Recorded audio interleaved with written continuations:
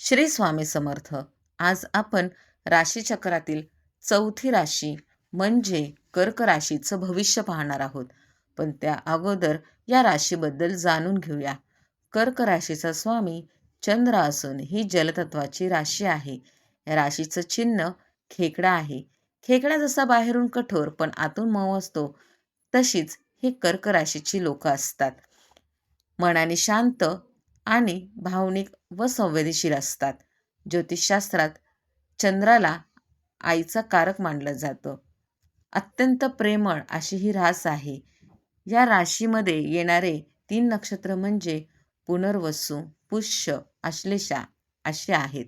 तर आज आपण 15 ऑगस्ट ते 15 सप्टेंबर या कालावधीमध्ये कर्क राशीचं भविष्य कसे असेल हे पाहणार आहोत.